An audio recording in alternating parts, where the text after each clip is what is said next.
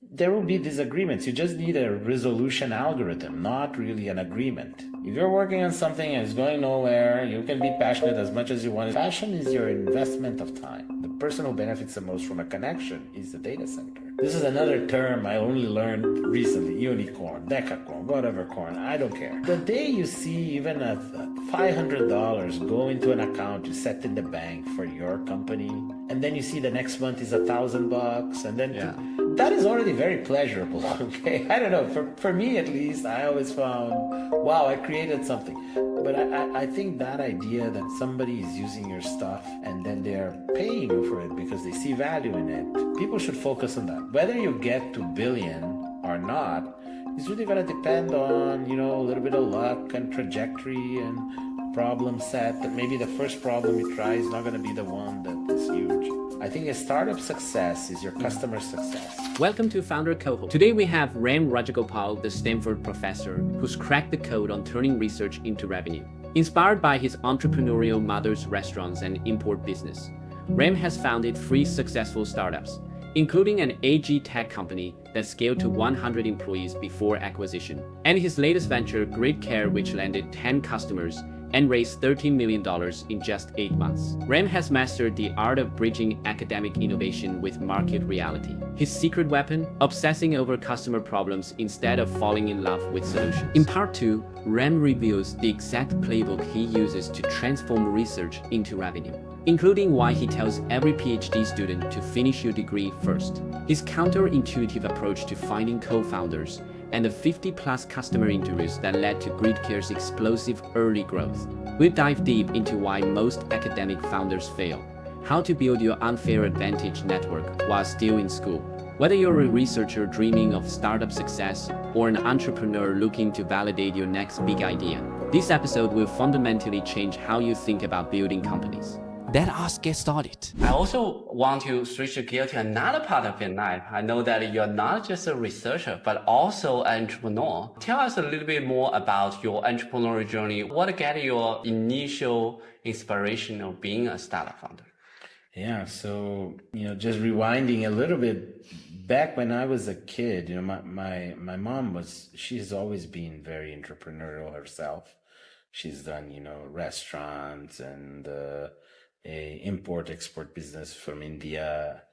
And one of the things was when I was young, I helped out. I liked helping out, and my mom said, okay, you can help out here and there. And I really saw the dynamics of that was very interesting to me, like, the growth and people and all that. So that stuck with me. When I finished my PhD, there were 2 ideas on the table. One was this sensor I had created, which was measuring the vibration of the roads. Mm-hmm. And my advisor had started a company doing wireless monitoring for transportation. Mm-hmm. So I talked to him and, we decided the best idea was, why not commercialize this through that company? So that was not a startup, but that other company is a startup, but a well-established startup. So I wrote this fund with the federal government that allowed me to try that path, which was extremely nice. I could focus on technology. I was able to translate the things I did and improve my methods. I was allowed to publish some papers. And so it was very, very satisfying. And it became a product and it was released out there and people used it. Very similar to my National Instruments experience. Mm-hmm. Then the other one was these 2 friends of mine that had worked with me at a National Instruments, and they happened to be, actually one of them had worked and he happened to be here in the Bay Area. He said, oh, I met this person who's a really good circuit designer, Ram. You're really good with sensing. Let's put all this together and create a sensor for power. So we went and did that, and we rented a room in downtown Berkeley, and every night we used to solder, boards and put them into like the sensors into little boxes. And then, first we had this sensor that was like, the accuracy was 0.001%. That was like the innovation we had. We had a patent. And we realized nobody really cared about that level of accuracy. And what people were really into was, at that time, there were a lot of companies were doing batteries, and you need to do a lot of voltage and current measurements. And so we provided a sensor rack that could do that very quickly and connect to various products. So we were doing that, and that was the start, and that company exists today. It's called Verivolt. And then I joined Stanford, and paradoxically, when you're a faculty at Stanford and you're untenured, your first startup goal is to get tenure. So you build out your lab and all of that. That's a good call. I think running a lab is also a startup. Yeah, so that's the mindset I had. And I wanted our work to have practical impact. And I realized I can't really go on starting companies and being I need to focus to get tenure. So I had noticed, and at that time I was already very fascinated with this idea of open source. So we started releasing everything we do in the lab as an open source. And we saw some of those things got a lot of adoption. Some things, nobody used it. And so that became a theme for the lab. And then after my tenure, then I was hit up by the startup bug again. That's the constant thing I have for many friends is that if you want to become a startup founder, you can never give up. The startup bug will always come back. I think it's very, very exciting to, but by then I had already some learnings, I think. And so there's two students of mine, both Brazilians.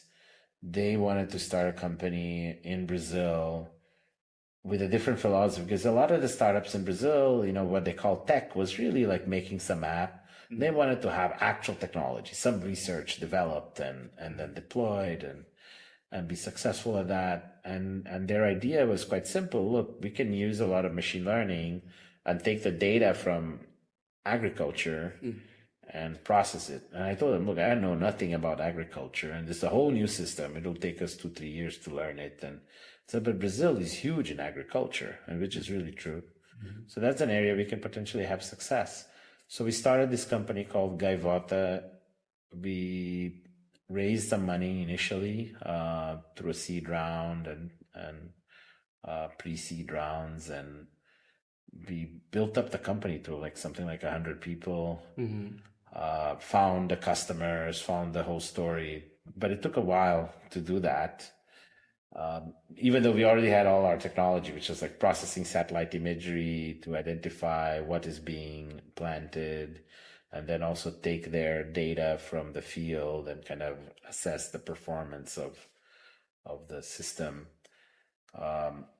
And then there was an opportunity to sell the company, and we did that, and it was like a good time for my students to do that. Yeah, so there was a little bit of an advisory role. You mentioned about for this company you co-founded with your students. One of my students, he did his MBA at Stanford, and then he was doing kind of an internship in my lab because he wanted to be more tech-oriented. And he felt in the MBA he didn't get enough training on that. It's very common for professor and students pair to be co-founders. What is your main takeaway, now that you are on both sides of being a student in the journey as a professor in the journey? I always say that if you're a PhD student, finish your PhD. That's the most valuable skill set you're going to have. You can always do startups before, after your PhD, or before you start a PhD. The reason I say that is because it's a very high risk effort.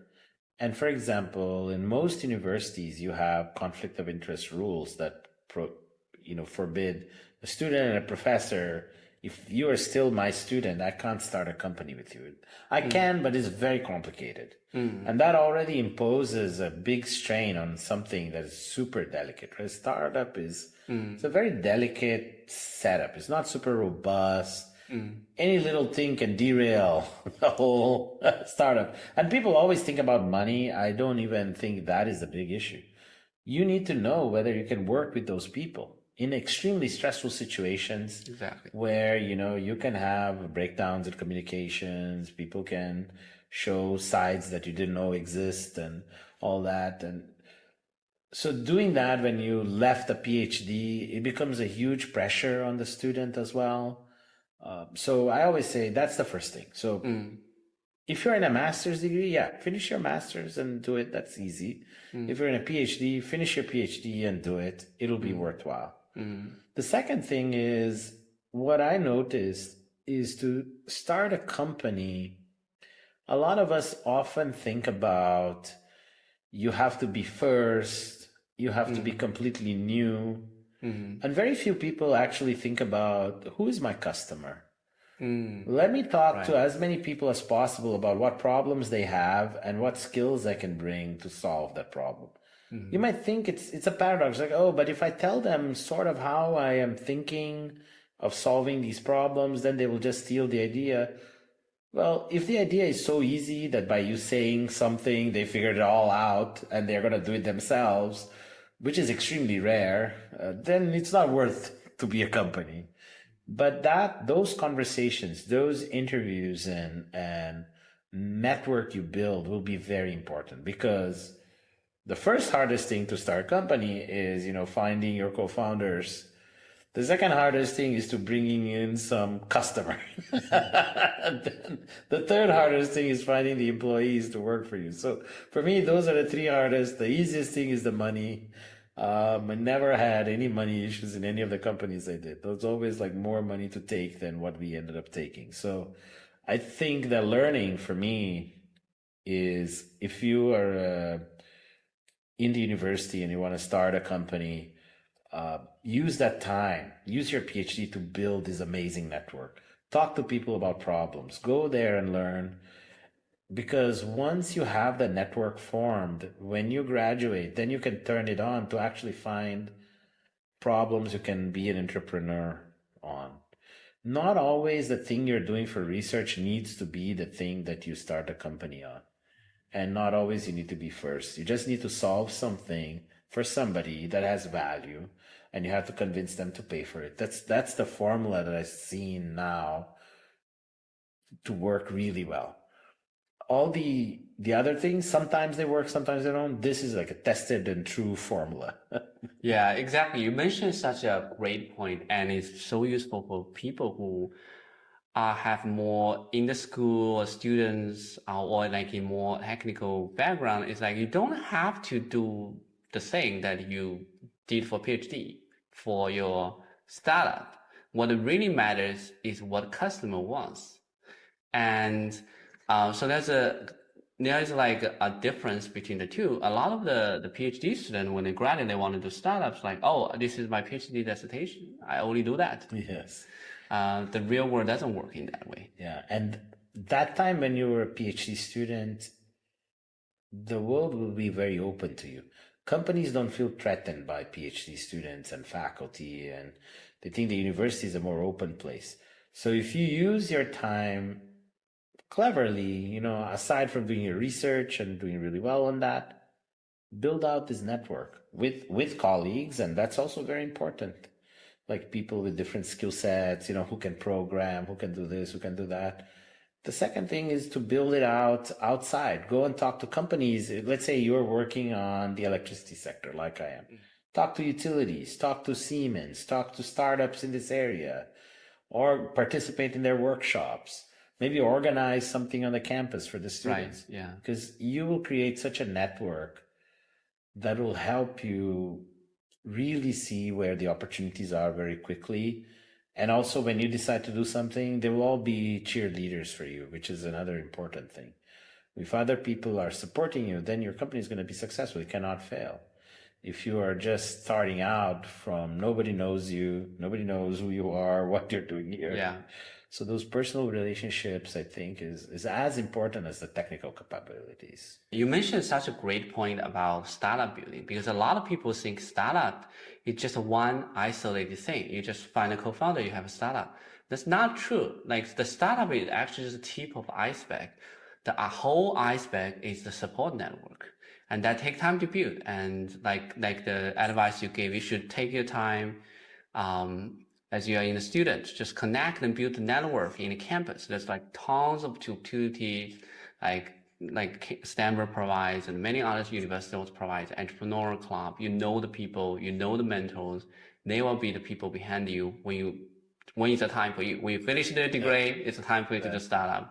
Similarly, when doing the when you are in the when you're in the company, it's very similar like that. Another thing you mentioned, and I'm very curious about, is that you mentioned about like when you build a network, it's very important to find the people who has complementary skill sets. So the start is not just about how smart a single person is, it's about to build a team that has all the skills that is needed for company successful. As a researchers turned to a startup founders and building a team, so what is your main takeaway from this? I think it's very different.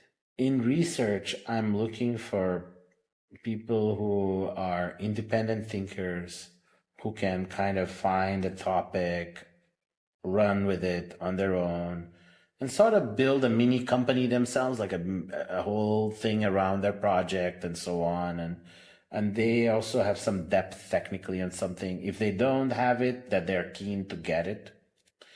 Versus in a company, you're really going to grow it based on your product and your strategy. So what your customers need, where you're getting traction. Oh, okay, my original idea was to do AI and this and that, but well, what is really getting traction is this, amazing database of customers and getting them into this platform and selling products to them. So then we're going to have to hire software engineers and product designers and so on, web designers, etc., to kind of make that happen.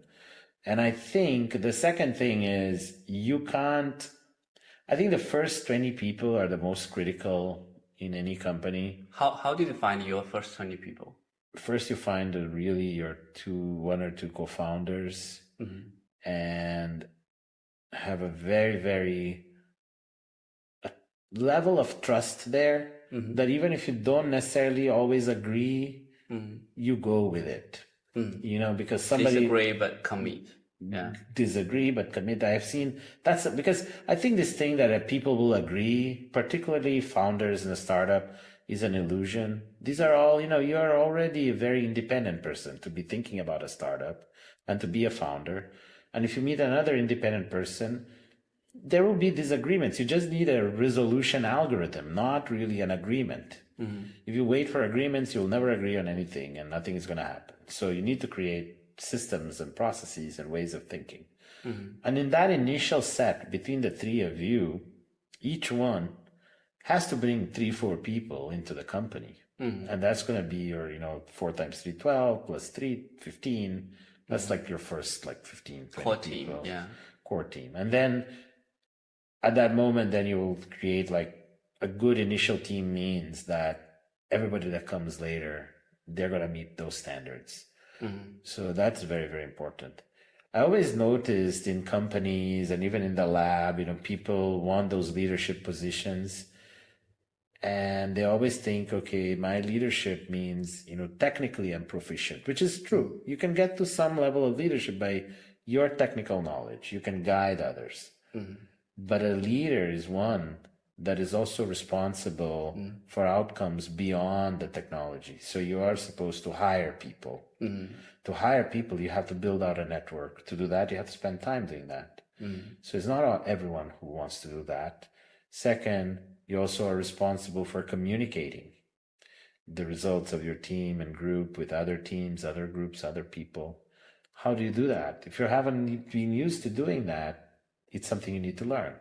And so I think in every role, you have to think about it. In a startup, everything is brand new. Everybody's going to have to grow into their roles, but having clarity of what the role is about. Not in specifically you're going to work on this project, but your role is going to require you to bring new people into the team, communicate with these people. That will have to emerge, not super quick, but some semblance of order has to emerge within a year or something like that. That I would say are the most important things about that initial set of people. Yeah. You mentioned a very great point, which is how to build an initial team. It's actually the expansion of the co-founders. Each of them bring 3 to 4 people, which forms the initial founding team. And the founding team set a tone, which attracts more, is self-reinforcing and attracts more people like that. Yeah. And another question I'm very curious about, as like you initially build a team, found the co-founders and the founding team, and then later there will be more people joining. Like you grow the team to more than 100 people, then it would be out of your direct radius of influence. You wouldn't be able to meet each of them. And so what is your ways to ensure the company is moving to the direction you want to move, like enforcing some type of management to the company? Yeah. I think when it goes beyond 100 people, you can't meet everyone. I think up to 100 people, if the CEO is really crazy passionate, he can for sure meet every single employee that's hired. But I would say the most important thing is to establish some principles on hiring. You know, what are the characteristics we look for in a person? What's the process we're going to do to assess this person? You know, and how do we reach a hiring decision? I think these seem like very obvious things, but most people don't think about it. You know, some companies that I've seen started, you know, you go in, visit them, and they'll be like, yeah, you know, I am the project manager for this. I just needed somebody who's really good in algorithms. I went and hired this person. That person didn't really talk to anybody else. And I mean, that should never happen. Hiring should always be a team decision. And there has to be some small number of people at least involved on that hiring. Yeah. So I think that whole process needs to, once you set it up, then you can make adjustments and it will work well. And I really think, you know, if you set the first 10, 20 people right, the others that are going to come in, they're going to see them and say, hey, do I match this frequency or not? People are pretty clever about that. A lot of times somebody doesn't do well in their first role. You can change their role and they do very well. You know, even in my lab, sometimes, you know, they come in and I see them as a promising student. I put them in an initial project. It's not going very well. I always start to think, okay, maybe it's me or the topic. Oh, if it's the topic, then let's try with something else. And suddenly it goes. And so I think there's a lot of adjustments that can be made. But the core principle is, what is the standards that you want to have for people? And how you set those standards yourself. I think what Startup Founders is about making the choice about how do you want to spend your time for the next 5 years. And does the project, compared with all of other projects you have, is this the most passionate things you want to work on? Yeah, I have some particular view about passion. I think a lot of people think you work on what you're passionate about. I always tell everyone, you become passionate about something you're working on because it's somewhat successful. If you're working on something and it's going nowhere, you can be passionate as much as you want. It's going to run out of passion soon. Right. But if you do something small and then suddenly a lot of people are using it and you say, hey, that looks like a good idea. And you put more time and then that becomes your passion because passion is your investment of time. Right. I really think another misconception people have, because I learned about startups so late, is really that a person who wants to do a startup is going to be in a startup mode no matter where they are. You're in a company that exists. You're going to tinker with something. You're going to figure out, hey, this product doesn't look great. Let me create something different.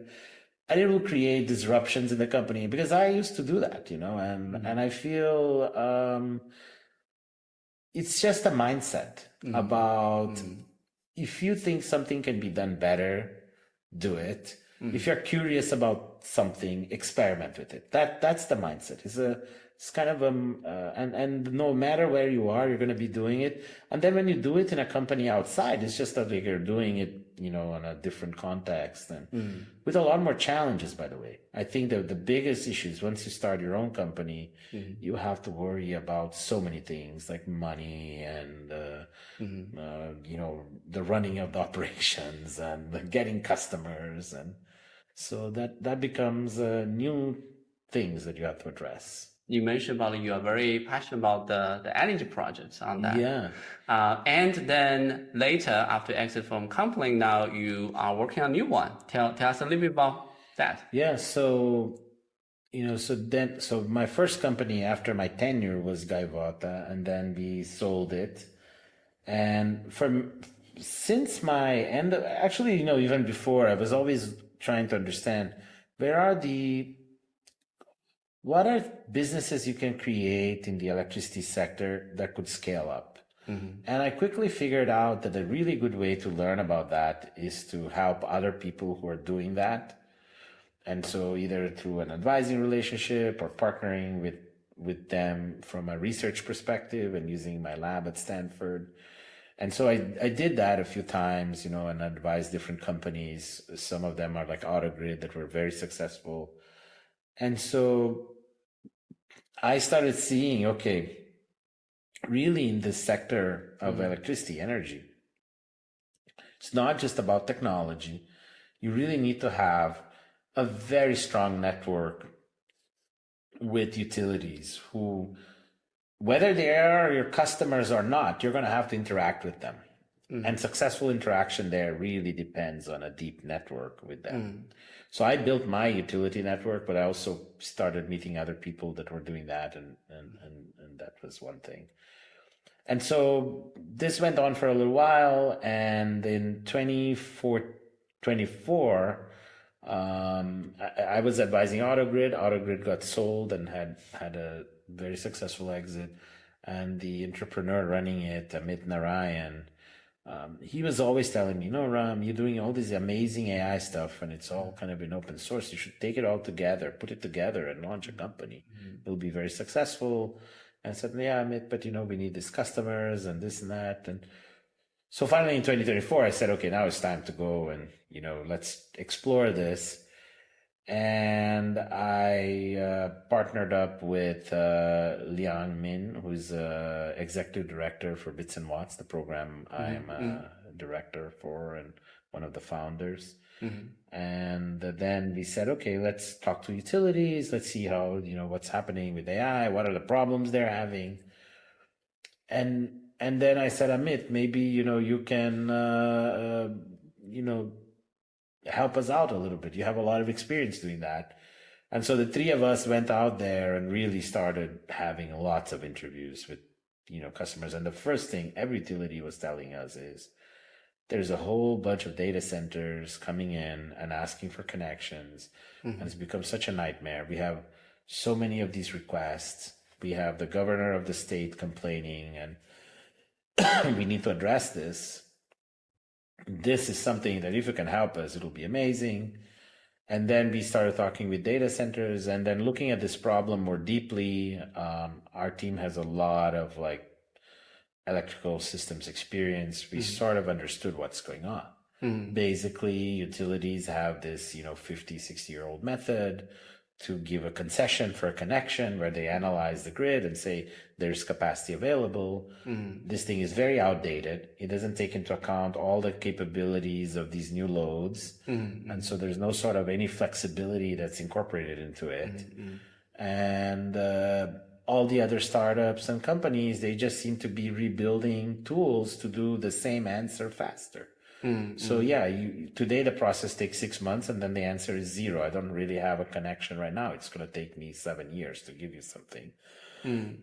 Well, there's some startups that have automated tools and so on, and they can give you the answer 0 in a month, but it's still 0. So it was very important. It took us about 6 months of lots of interviews. We talked to maybe between 50 to 80. Wow, 50 to 80 interviews. In utilities, data center customers, manufacturing customers. It was a lot. And then we came back to we knew what the problem that we want to solve is. And then the opportunity was we had dealt with a lot of these, Amit knows everything. He basically coined the term virtual power plant. I had done all this research and work on the grid edge, and Liang is an expert in electricity planning. So we kind of knew that we had the parts. We know now what's the thing. And so we started putting together a pitch of what we were going to solve.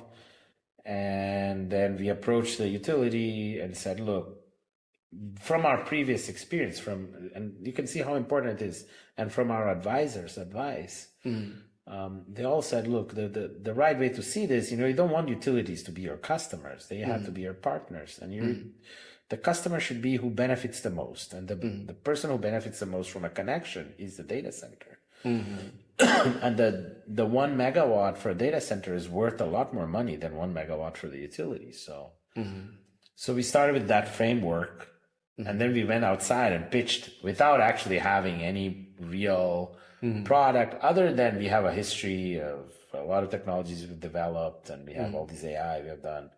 And said, this is what we're going to do. We're going to help you accelerate the connection. We're going to incorporate this and that. And this is kind of the framework.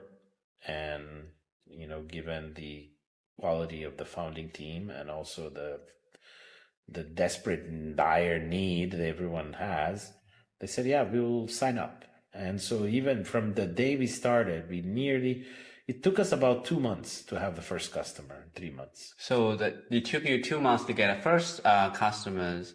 Yeah. And how many customers do you have now? So right now we have 3 utility partners and maybe something like 10 customers, or 8 to 10 customers. Yeah. Wow, that's awesome. You already got 8 to 10 customers. Yeah. Yeah. And if we succeed with 2 or 3 of these, the company is just going to take off. Yeah. Each data center is kind of $1 billion. It's $1 billion. Product. Yeah. And so it's a very, very exciting. And one thing I was really happy was we were able to put together a lot of the learnings from the past in starting this company.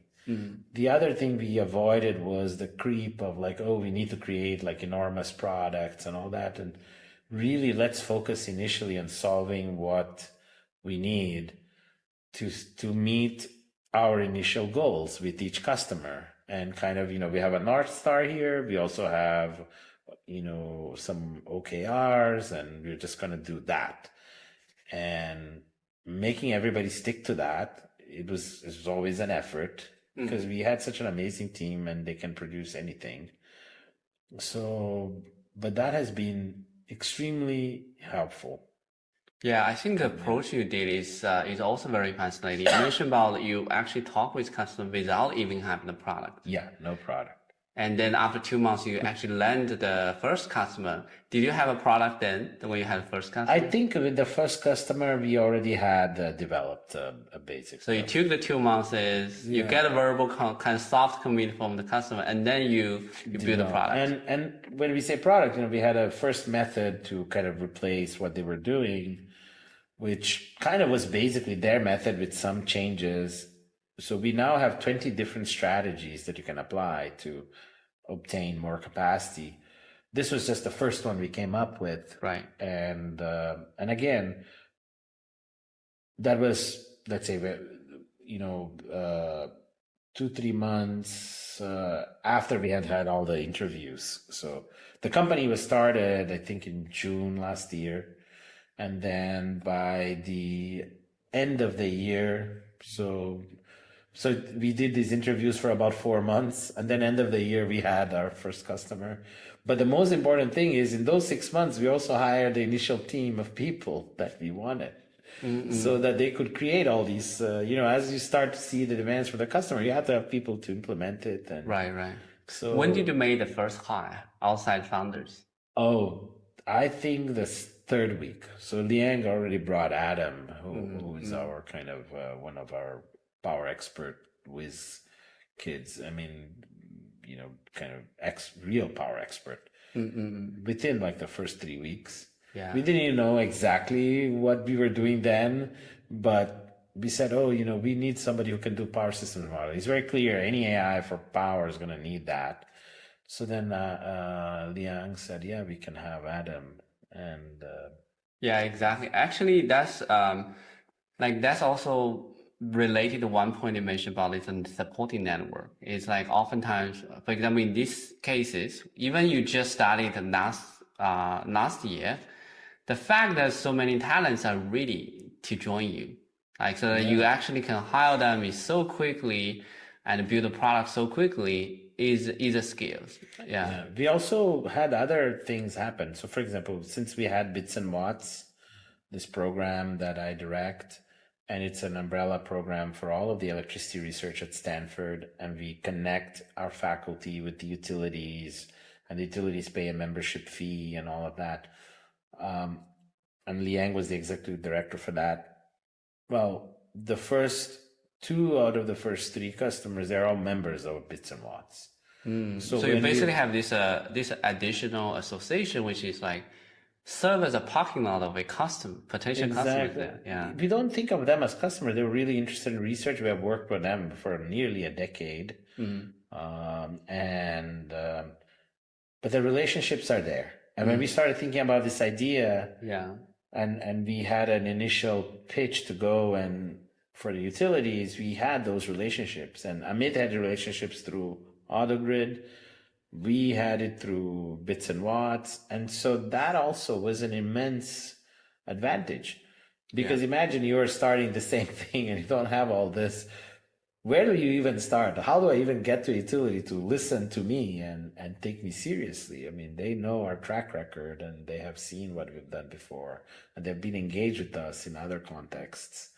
So having that network, I think I would say we have maybe one of the best networks in a founding team in this electricity sector because of the reach. You know, we brought in a 4th co-founder who's the dean of the Door School because we wanted somebody that was really connected into federal government policy, and the network could extend onto that direction. And so we invited him. We are starting this company, and you know, I've worked very closely with him and other things. Why don't you join us as a co-founder? And I said, oh, okay, let me think about it. And what is it about? And he got very excited, and it really is working like that. You know, if we need somebody who can help us navigate a little bit of the policy issue in a particular region, we can ask for introductions from my colleague Arun. He's one of the co-founders, the dean, and so I think that view it really worked out well. I'm very happy about that. One point that you touched is so resonating to me, and I think also many of the friends I talk to, is about many people talking about unfair advantages, like what is the moat like the company has.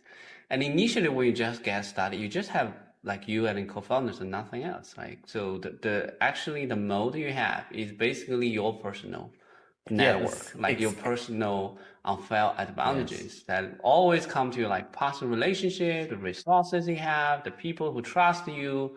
Like the more you have that, the more you position yourself as successful when you launch the startup. Yeah, I always think, you know, everything has a way. It's just a matter of time.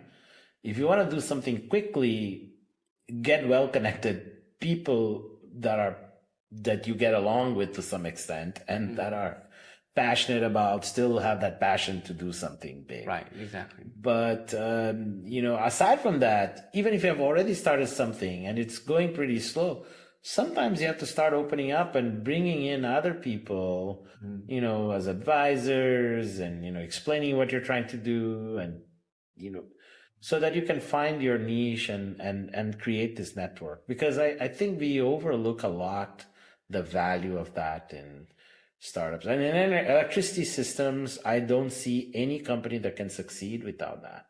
I think it's a very, very important point. Yeah, exactly. And it's not just in electricity industry, like many of industries like that, is just like unblocks the go-to-market channels for you, give you more breathing rooms when your competitor trying to copy you. Or that's tied back to what you mentioned earlier. If you just have an idea and people can just hail your idea and just replicate it, that's probably not a company you should work on. Unless you're very, very fast. Unless you're very, very fast. But I think even then, I mean, if it's something so easy that within a conversation they figured it out, I don't know if it's something. Exactly. Yeah. Cool. So. Yeah. Also, I want to also touch on the fundraising stories of your company. Yeah. So with Gridcare, it was very, very interesting.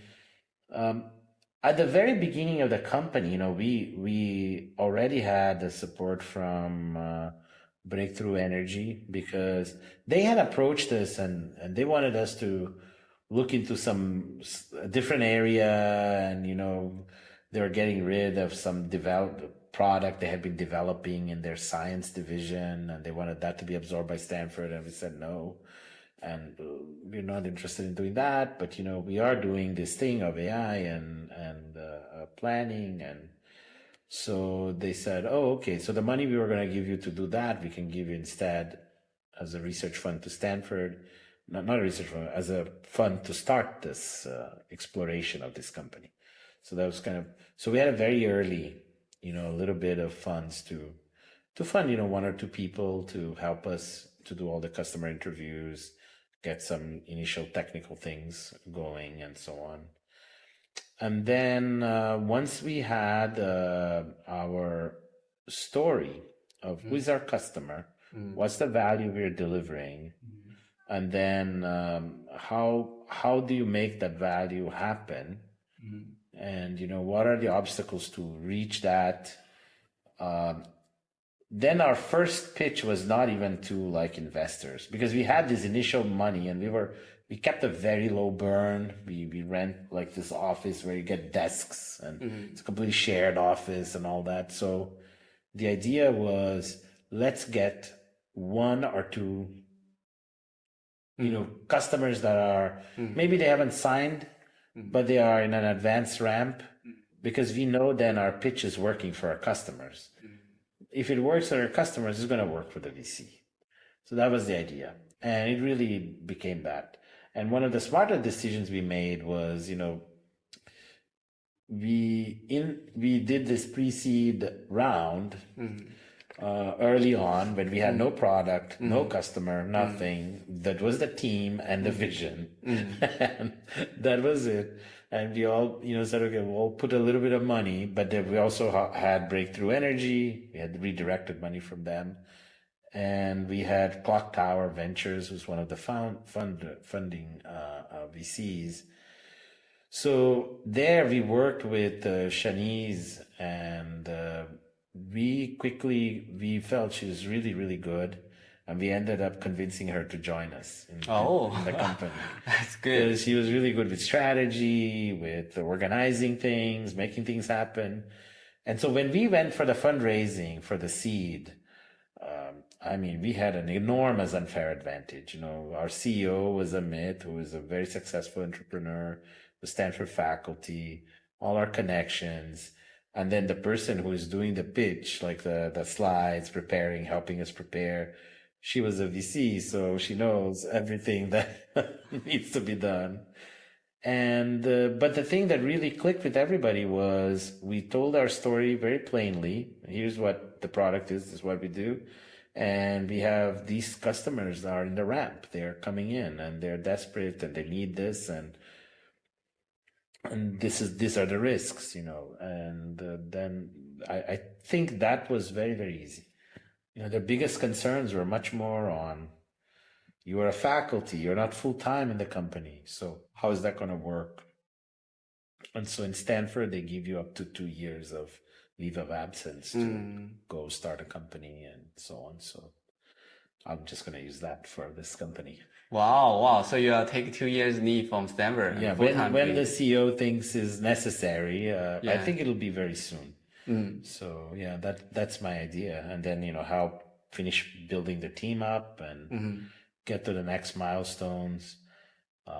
It's pretty exciting. I think, we may do maybe one more round and that's it, because the interest from customers in the US has been tremendous. Yeah. And then now we have gotten contacted by even customers in, Singapore, Wow, it's Malaysia. expanding internationally now. Yeah, but we are not doing anything there yet. Yeah. And the CEO will figure out when is the Yeah, right I'm time. curious, where is the business today?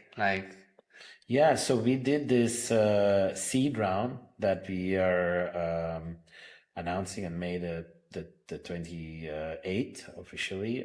It's a $13 million seed round. Congratulations. And, That's fantastic. and we have I think about some 15 people in the company. We're entering the last part of this podcast interview. What is your advice to the next generation of startup founders? Like, if you travel back like 20 years and tell a younger version of Ram, what you will see?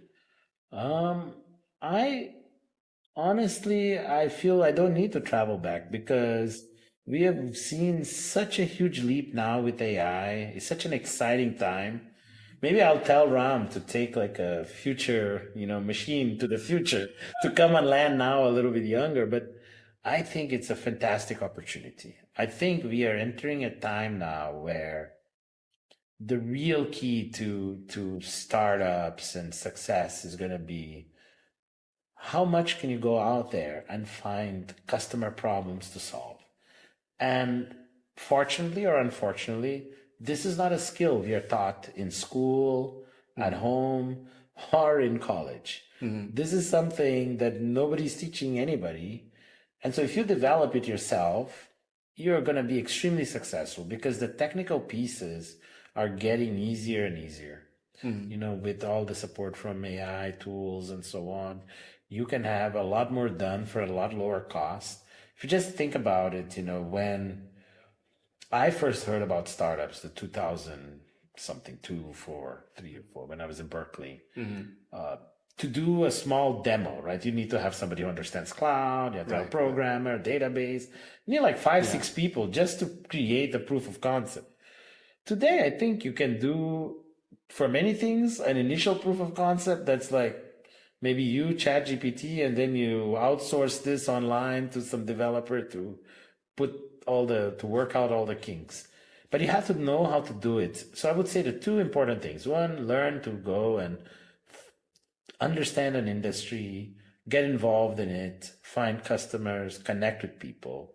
2nd, you should be constantly doing things. Even me, every day, aside from my job and my kids and my family, which is another kind of super important thing for me, I spend some time, like learning some new tool, watching some YouTube videos, but then experimenting it myself. And then I try to incorporate whatever tool I learned into something I do in my day to day. Right. And that's very, very important, or else you will be disconnected. So I would say for everybody who wants to start a company, there was never a time like right now. It's amazing. And there's a lot of opportunities. And a lot of times we are waiting for the right moment. There's no such thing. And I think really go and start talking to people. That's the hardest part. Most people don't realize that's what you need to do. Exactly. That's tying back to what you mentioned earlier on, starting building network and building out your unfair advantages. It's hard to there's no need to wait. It's always like you mentioned, constantly moving, constant connecting, build the resources, and the opportunity will show up in the process. Even, sometimes the initial opportunity will be to work on what somebody else is doing. Exactly. I just think being stuck where you are, meaning if you are in doubt and you're not satisfied, that's the worst situation. Exactly. If you're not, you want to try something, you should explore and you should take, of course, some intelligent risks and all that. And I know you must have discussed a lot of those topics, but I think really getting moving, I think this is a skill. These are all skills, like connecting with people, experimenting and creating. And these are all things and we are now going into a world, in my opinion, that in 5, 6 years, once you understand somebody's problem, you could by yourself create a whole company. I think literally. And there's a big trend of single person unicorn, and I think everyone is talking about when that is gonna happen. Yeah, I think people also focus so much on this thing. This is another term I only learned recently: unicorn, decacorn, whatever corn. I don't care. The day you see even a $500 go into an account you set in the bank for your company, and then you see the next month is $1,000, and then that is already very pleasurable. Okay, I don't know. For me at least, I always found, wow, I created something. Now you can figure out whether this is enough to drop your job or not. I mean, you have a lot of decisions, But I think that idea that somebody is using your stuff and then they're paying you for it because they see value in it. Yeah. People should focus on that. Whether you get to billion or not, it's really going to depend on, a little bit of luck and trajectory and problem set. That maybe the first problem you try is not going to be the one that is huge, but eventually you will find the right thing to do. Exactly. And this is so resonating and also connecting another thing you mentioned earlier on, the passion. It's passion is also related about the positive reinforcement, positive feedback. It's not about, you dream big, you have passion, you just do it for 3 years. It's a process. Like you do it, you get a first customer, $500 coming on, the next month 1,000, the next month 2,000. Then you will get more and more passionate. You will get more passion. That's right. And also you also should give yourself room that, not everything is going to be a Google, and Google was not overnight. And you don't have to, at least for me, I don't have a super fancy life of any sort. And the kind of things I like to do, it's like, okay, you can meet it with, a small company, even doing some consulting. It will be enough. But of course, you want to do different things. You want to try different things. And so I think you have to decouple a little bit personal wealth from startup.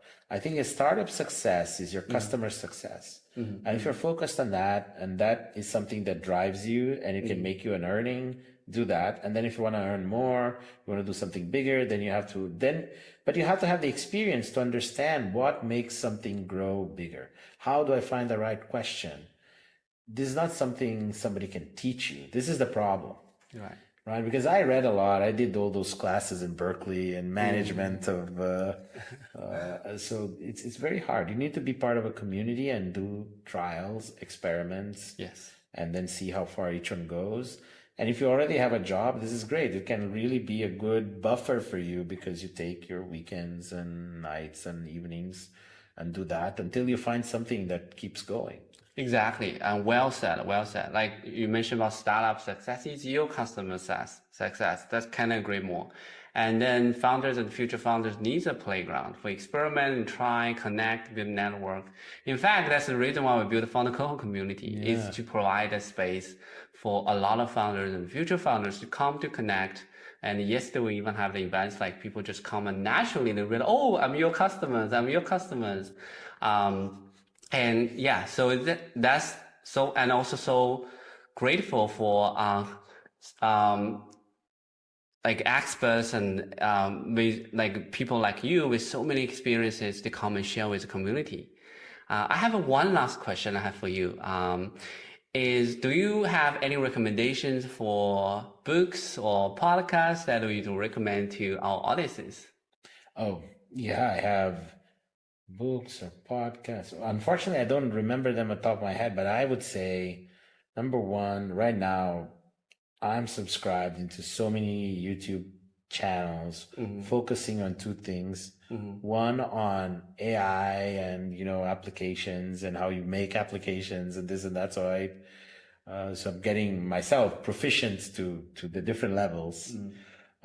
So I think YouTube broadly. Go there, search for it. An algorithm will do the remaining job. Algorithm will do the remaining job. Yeah. And then books wise, I've read many, many books about entrepreneurship. I would say for the current generation of kids, a better idea is throw the book away and go and try things. Because I was stuck in books myself. Yeah. You can be trying to find the ideal thing and you will soon realize nothing really looks, but there's some really amazing books. I mean, like Lean Startup, and the usual suspects are there. They're fantastic. I would say Lean Startup, the method of interviewing customers, I think this is a must. It should be something you learn in school. Not just for startups. I mean, for anything you're going to do in life, imagine you're going to select a profession for your college. What degree should I take? You should go and interview people in all the different professions you're interested in to find out what is the problems that are there. What do you do? Is this interesting for me? You are the customer now, and they can, from that information, you can figure out what. So I think that is one. I also love to read biographies of different founders. Oh, me too. I really love that. So Yeah. Edison and Jobs and all these people, the usual suspects, is super interesting. Thank you so much for taking time to share with the community. It's such a pleasure to have you and chat with you. Yeah. Thank you for having me here. This is amazing. And I learned a lot about your community. And I think we need a lot more efforts like this. And I really hope this interview can help a lot of people. Thanks for joining us for this inspiring conversation. Loved what you heard? Subscribe now to join our community of founders and innovators. Drop a comment about your favorite takeaway and stay connected for more insights from Silicon Valley's to most exciting change makers. Until next time, keep building, keep connecting.